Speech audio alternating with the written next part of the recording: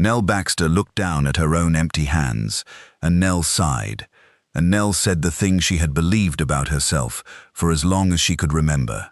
"I have nothing to offer you, Jesse. Nothing at all. No land, no money, not $1 to my name, and no name worth much either. You are a man with a ranch. You could marry a girl who would bring you good land and a fine dowry. I would bring you nothing but myself, and myself is not worth much on any account I have ever seen." Jessie Coyle stood there in the Texas evening and listened to Nell Baxter tally up all the things she did not have. And when Nell was done, Jessie Coyle did not argue with her about land or money, because Jessie had learned there was no use arguing with a number. Instead, Jessie Coyle smiled, slow and sure, and Jessie said, "Nell Baxter, you have the kindest heart in Texas. And I have been keeping count a good deal longer than you think. You say you have nothing to offer. I have been watching you offer things to everyone in this county for 2 years. Sit down. I am going to read you back the account you never knew anybody was keeping." Nell Baxter was 25 years old. Nell was a ranch hand, a poor one, an orphan girl who had been taken in young and raised to work, and Nell owned, in all the world, exactly what she stood up in, and one old blue shawl that had been her mother's. Nell had spent her whole life being told, in 100 small ways, that a woman who brings nothing to a marriage is a woman with nothing to offer. And Nell had believed it, the way you believe a thing everyone around you agrees on. Jessie Coyle was 29. Jessie's family owned a good ranch in the hill country near Bandera, and Jessie would inherit it. And Jessie could, as Nell had said, have married any number of girls who came with land attached. And Jessie Coyle did not want any of them. Jessie Coyle wanted Nell Baxter, the poor orphan hand with the empty pockets and the blue shawl, and Jessie had wanted her for a long time, for a reason Nell had never once suspected.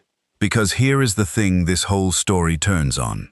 Nell Baxter had been keeping one kind of account of herself her entire life, an account of everything she lacked: money, land, dowry, standing, and by that account, Nell was worth nothing.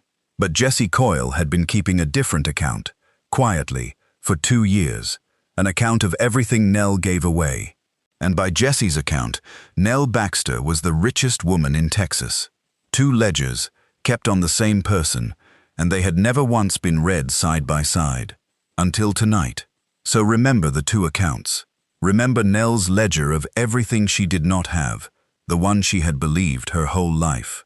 And remember that somewhere out there, all along, a quiet man had been keeping a second ledger, entry by entry, of everything Nell Baxter gave.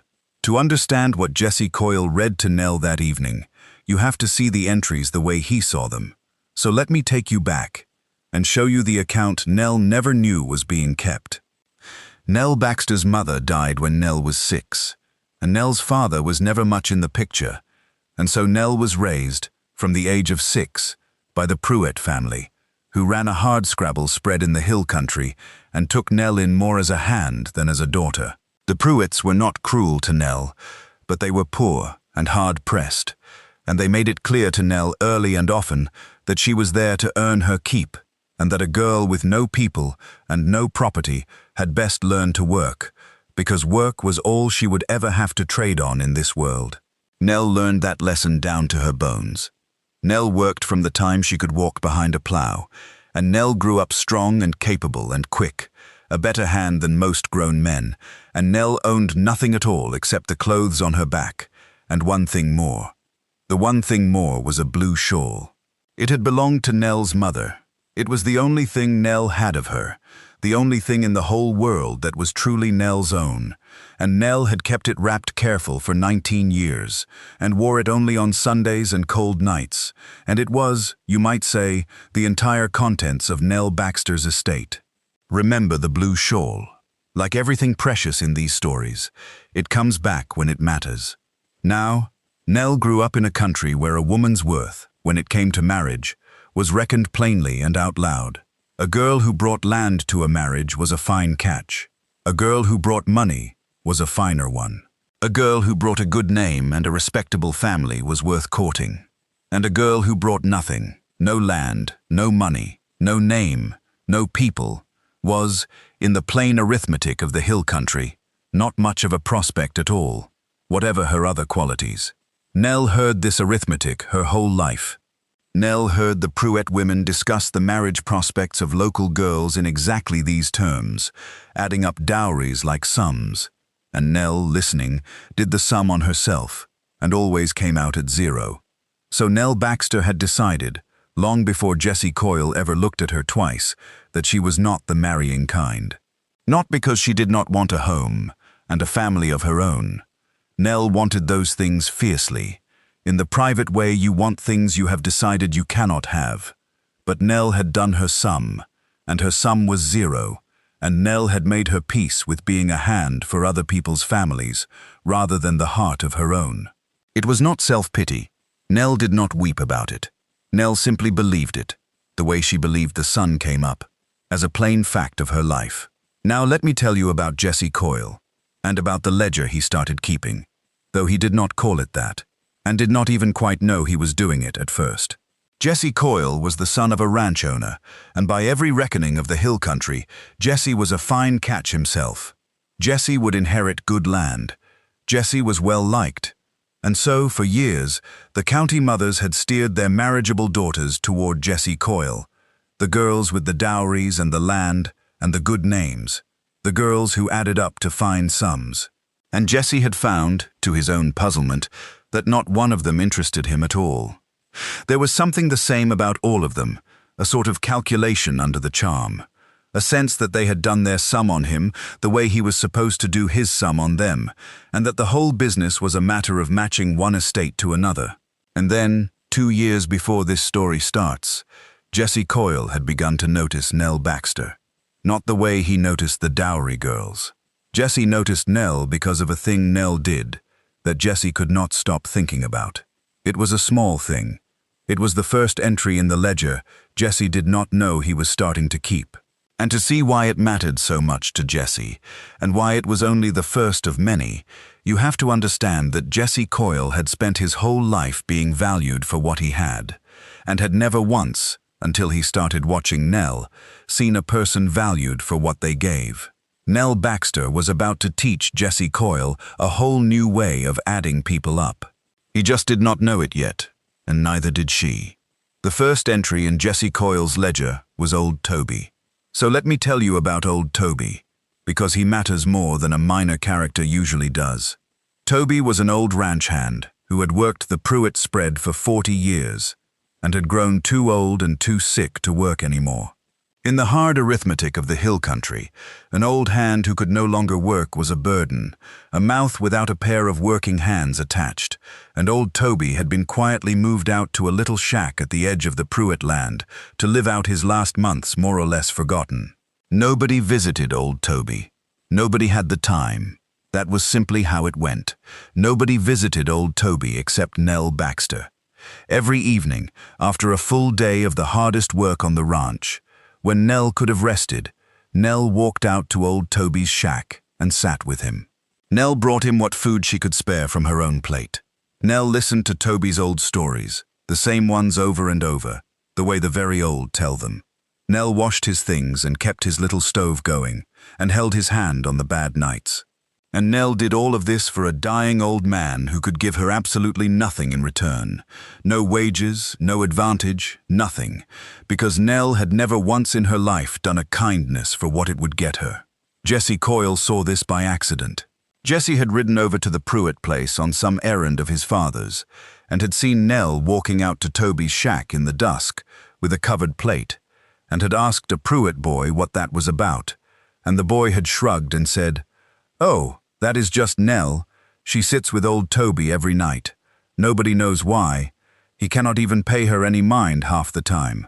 And Jessie Coyle had sat his horse and watched Nell Baxter carry her own supper out to a forgotten dying man, and something had turned over in Jessie's chest, and the ledger had begun, though Jessie would not have called it that. The second entry came a few weeks later. There was a family passing through the county, a poor family, worse off even than the Pruetts, a man and a wife and 3 thin children, in a broken-down wagon, heading west to something that probably would not be there when they arrived. They stopped at the Pruett place to ask for water. and Nell Baxter, seeing those 3 thin children, went into the little space that was hers and came out with food, real food, more than she could spare, and pressed it on that family, and would not take no for an answer. And when the smallest child, a little girl, shivered in the evening cold, Nell Baxter took off her own coat and wrapped it around the child, and told the mother to keep it. Jesse Coyle happened to be there, again, on another of his father's errands, and Jessie watched Nell give her coat to a stranger's child and go cold herself, and Jesse added a second entry to the account he was keeping. The third entry was the slow boy. There was a boy in the county named Denny, who was simple, whose mind had never grown up the way his body did, and who the other young folk mocked without mercy, the way the young can be cruel. And Jesse had seen, more than once, Nell Baxter step between Denny and his tormentors, quiet and fierce, and take Denny under her wing at the church socials, and dance with him so he would not stand alone, and treat him with a plain kindness that asked nothing and expected nothing. Denny lit up like a lamp whenever Nell was near, because Nell Baxter was the one person in the county who treated Denny like a whole person, and Jesse Coyle saw it, and added a third entry, and a fourth, and a fifth, because once Jesse started watching, he saw that Nell did this kind of thing constantly, without thought, without display, as naturally as breathing. And here is what puzzled Jesse Coyle most, and drew him in deepest. Nell Baxter did not know she was doing anything remarkable. Jesse could see it plain.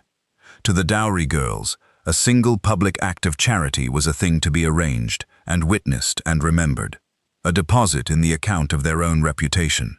To Nell Baxter, sitting with old Toby and clothing a stranger's child and shielding poor Denny, were not acts of charity at all. They were just what a person did. Nell no more kept count of her kindnesses than she kept count of her breaths. She would have been genuinely puzzled to hear them called kindnesses. To Nell, they were simply Tuesday, so Jesse Coyle fell in love, not the way he was supposed to fall in love, with land and dowries and matched estates. Jesse fell in love with a poor orphan hand who owned one blue shawl and gave away everything else she had, and who did not know she was doing anything worth noticing. And Jesse Coyle began, over those 2 years, to court Nell Baxter, in his quiet way, finding reasons to be near her, helping with the work, walking her home from the church socials. And Nell, who had done her sum and come out at 0, could not for the life of her understand what a man like Jesse Coyle wanted with a girl like her. Because that was the trouble. Every time Jesse's attention became clear enough that Nell could no longer pretend not to see it, Nell would pull back, gently, and do her sum out loud. "I have nothing to offer you, Jesse. You should court a girl with land. You are throwing yourself away on a hand with empty pockets." Nell said versions of this many times over those 2 years, and every time she said it, Jesse Coyle wanted to shake her, or to sit her down and read her the account he had been keeping, the account that told a completely different story about her worth. But Jesse held off. Jesse was waiting, though he could not have told you what for. He was waiting, it turned out, for the last entry, the one that would finally make the account too large for even Nell to deny. The last entry in Jesse Coyle's ledger was the hardest one, and it cost Nell Baxter the one thing she owned, and it happened in the winter of that second year. Old Toby died that winter. He died in his little shack, in the cold, and he died with Nell Baxter holding his hand, because Nell had gone out to sit with him that night, the way she had gone out nearly every night for 2 years. And old Toby, at the very end, had almost nothing to leave anyone, because he had lived and would die a poor forgotten hand. But dying men have burying costs, and there was the question of a decent burial, a proper marker, a real service, rather than the pauper's hole in the corner of the county ground that a forgotten old hand would ordinarily get. The Pruetts were not going to pay for a proper burial for an old hand who could no longer work. That was simply the arithmetic. And so old Toby, who had worked 40 years and hurt no one, and told his gentle stories, was going to go into the ground unmarked and unmourned, the way the poor and forgotten so often did. Except that Nell Baxter would not have it. Nell Baxter had no money, of course. Nell had never had money. But Nell had one thing of value in all the world. Nell had her mother's blue shawl, and Nell Baxter took that blue shawl, the only thing she owned, the only thing she had of the mother who died when she was 6, and Nell carried it into Bandera and sold it, to a shopkeeper's wife who had always admired it, for enough money to give old Toby a decent burial and a real stone with his name cut into it. Remember the blue shawl, the one precious thing Nell Baxter owned in all the world, the last of her mother. Nell sold it to bury a forgotten old man who could never know she had done it and could never thank her for it. That is the entry, right there. That is the one that finished the account. Because a person who gives away money she does not miss is generous. A person who gives away the one irreplaceable thing she owns, for the sake of a dead man who cannot even know, is something a great deal rarer than generous, and there is no word for it in Nell Baxter's ledger of dowries and land, and there is only one word for it in Jesse Coyle's. Jesse Coyle found out about the shawl by accident, the way he had found out about everything Nell did, because Nell never told anyone. Jesse learned it from the shopkeeper's wife, who mentioned, in passing, what a lovely blue shawl she had bought off the Baxter girl, and what a shame it was that the poor thing had had to sell her only keepsake. And did Jesse know she had used the money to bury old Toby proper? And Jesse Coyle stood in that shop and understood that the account he had been keeping for 2 years had just reached a sum so large that it could no longer be ignored, and that the time for waiting was over. But before Jesse could act, Nell did her sum one final time, and it nearly ended things. Because that same winter, at a church gathering, one of the county matrons, a Mrs. Fenn who fancied herself a matchmaker and had a daughter of her own with land and a dowry, took it upon herself to speak plainly to Nell Baxter. Mrs. Fenn drew Nell aside and told her, in the kind, sugary voice people use for cruel things, that Nell really ought not to encourage young Jesse Coyle, that it was not fair to the boy, that a girl with nothing had no business tying down a young man of Jesse's prospects, and that the decent thing, the truly kind thing, would be for Nell to step aside and let Jesse marry a girl who could bring something to the match. Nell Baxter, who spent her whole life being kind, heard this and believed it was kindness, because it agreed exactly with the sum she had always done on herself. So Nell went to Jesse, on the evening this story began with, meaning to step aside. Nell had decided that the truly generous thing, the kind thing, was to release Jesse Coyle to marry someone who could bring him land and money, someone worthy of him, and to take herself out of his way. Nell had turned even this into an act of giving, you see, giving up her own heart's wish for what she believed was Jesse's good. That is how deep the wrong sum went in her. Nell could not imagine she had anything to offer, so she offered the only thing she thought she had, which was her absence. And that is when Nell Baxter looked down at her empty hands and sighed and said, "I have nothing to offer you, Jesse. Nothing at all." And that is when Jesse Coyle, who had been keeping his account for 2 years and had just heard the final entry read to him in a shop in Bandera, finally decided that Nell Baxter was going to hear the whole account read back to her, out loud, entry by entry, whether she was ready to believe it or not. "Sit down, Nell," Jesse Coyle said. "You have read me your account of yourself for 2 years now, all the things you do not have. Now you are going to sit still and hear mine, because I have been keeping one too, and mine is a good deal longer than yours, and it is time you heard it." And Nell Baxter, too surprised to argue, sat down, and Jesse Coyle read her the ledger. "Entry 1, Jesse said. Old Toby, 2 years you carried your own supper out to a dying man who could give you nothing, every evening, after a full day's work, when you could have rested. Nobody asked you to. Nobody even knew you did it, except by accident. That is not nothing, Nell. Where I come from, that is about the largest thing a person can do." "Entry 2, Jesse went on, and his voice was steady and low and certain. "The Harmon family, passing through, 3 thin children in a broken wagon. You gave them food you could not spare, and the coat off your own back, and you went cold, and you thought so little of it you have probably forgotten it happened.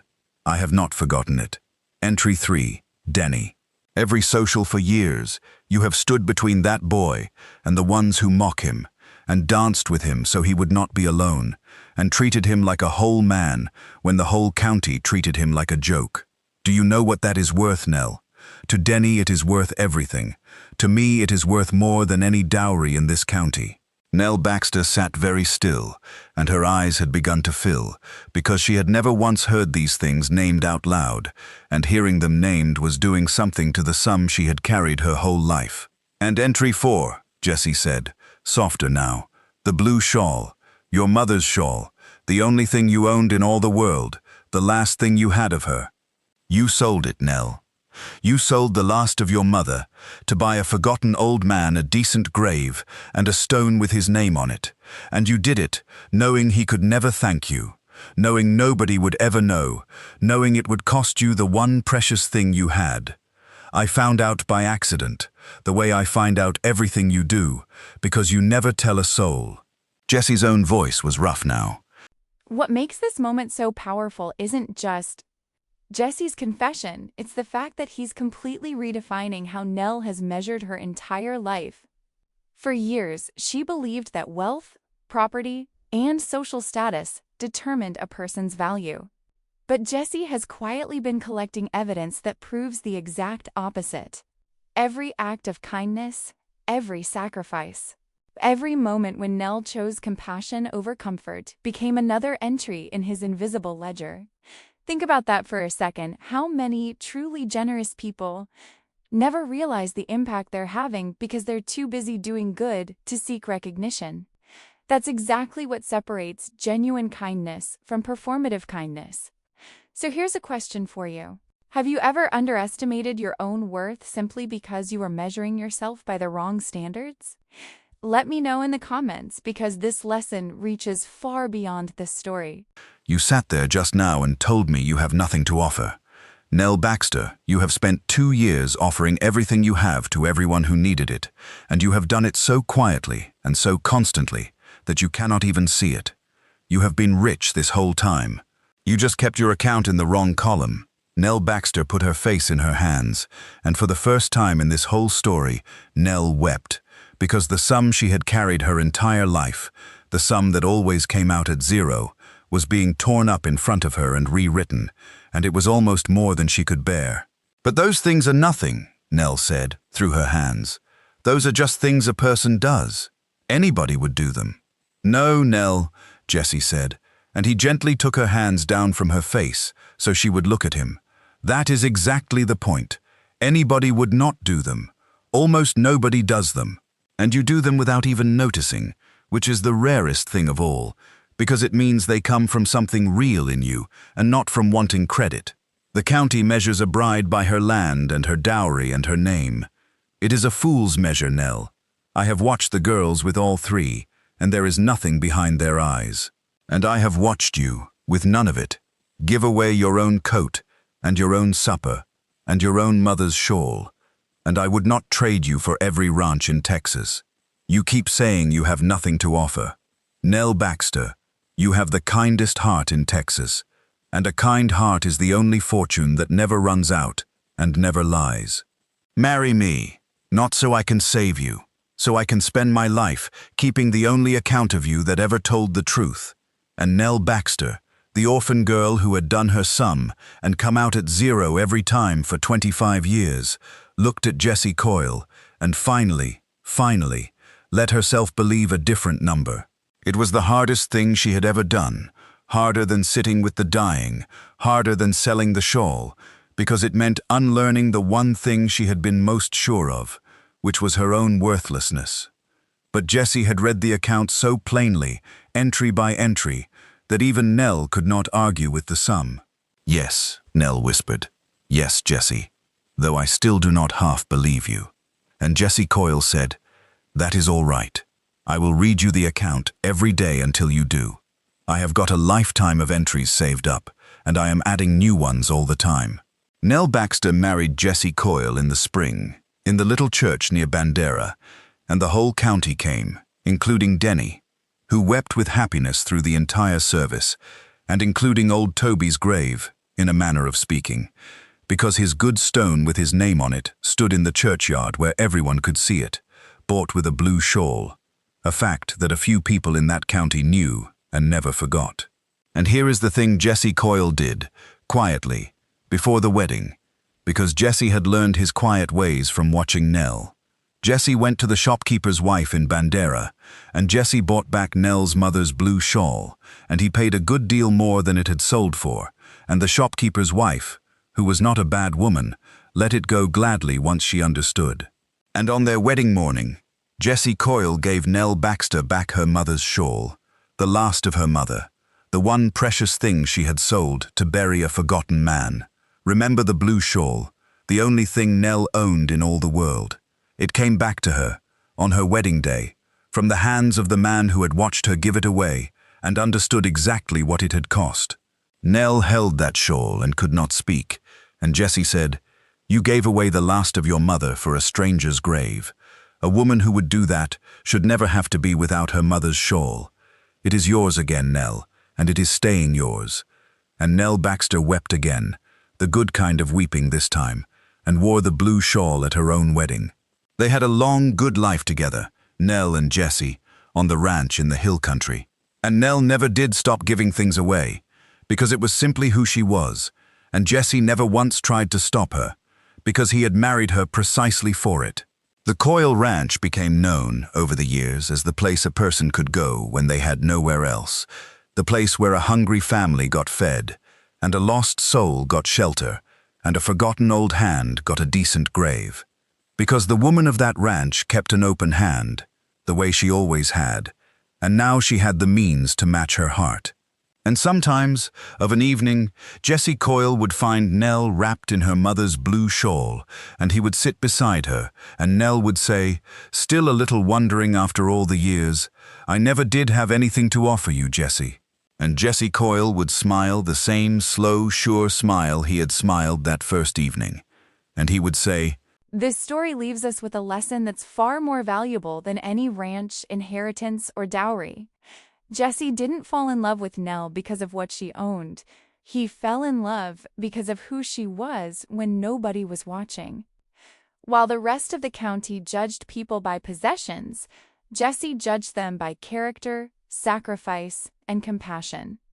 In the end, the greatest treasure wasn't the blue shawl or the ranch, it was a heart that never stopped giving, even when it had almost nothing left to give. And perhaps the biggest transformation wasn't Jesse choosing Nell. It was Nell finally believing she was worthy of being loved.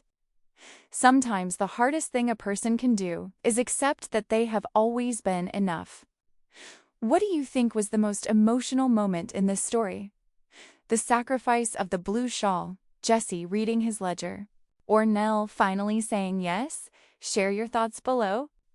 And if you enjoyed this inspiring story, don't forget to like this video, subscribe to the channel, and share it with someone who needs this reminder today.